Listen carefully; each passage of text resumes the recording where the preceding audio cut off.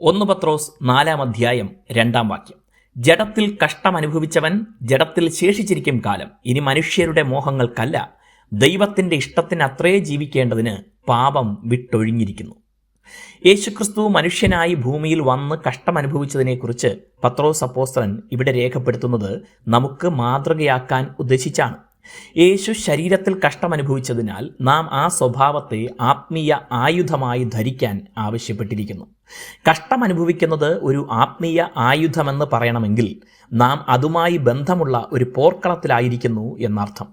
ആ യുദ്ധത്തിൽ വിജയം വരിക്കുന്നത് നാം കഷ്ടം സഹിക്കുകയും എന്നാൽ അതിനാൽ മടുത്തും തളർന്നും പോകാതിരിക്കുന്നതിലൂടെയുമാണ്.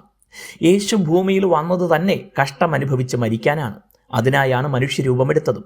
ആയതിനാൽ നമ്മുടെ കഷ്ടങ്ങളിൽ അവിടുന്ന് സഹതാപം കാണിക്കാൻ കഴിയുന്നവനുമായി. കാരണം നാം അനുഭവിക്കുന്ന കഷ്ടതയുടെ വിവിധ തലങ്ങൾ അവിടുന്ന് ഭൂമിയിൽ വന്ന് തൻ്റെ ശരീരത്തിലും മനസ്സിലും അനുഭവിച്ചിട്ടുണ്ട്.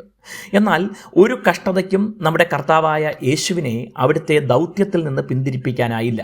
പകരം ചെയ്യാൻ ശക്തിയുണ്ടായിരുന്നിട്ടും അവിടുന്ന് സഹിക്കുകയാണ് ചെയ്തത്.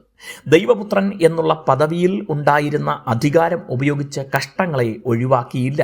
പകരം മനുഷ്യൻ എന്ന ബലഹീനതയിൽ അവയെല്ലാം സന്തോഷത്തോടെ സഹിച്ചു. നാം കഷ്ടമനുഭവിക്കുന്നത് ഈ ബലഹീന ശരീരത്തിലാണെങ്കിൽ അതിൻ്റെ അവസാനം ഉയർത്തെഴുന്നേൽക്കുന്നത് മഹത്വമുള്ള ശരീരത്തിൽ ആയിരിക്കും. ദൈവത്തിൻ്റെ ഇഷ്ടം അനുസരിക്കുമ്പോൾ കഷ്ടം അനുഭവിക്കേണ്ടി വരും. മനുഷ്യരുടെ മോഹങ്ങൾക്കൊത്തു ജീവിച്ചാൽ കഷ്ടത ഒഴിവാക്കാനും കഴിയും. നമ്മുടെ ജഡത്തിൻ്റെ ഇഷ്ടത്തിനൊത്തല്ല, മറ്റ് മനുഷ്യരുടെ ഇഷ്ടത്തിനനുസരിച്ചുമല്ല.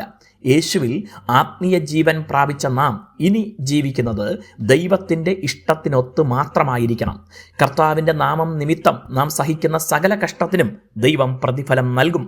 ദൈവം നമ്മെ അനുഗ്രഹിക്കട്ടെ.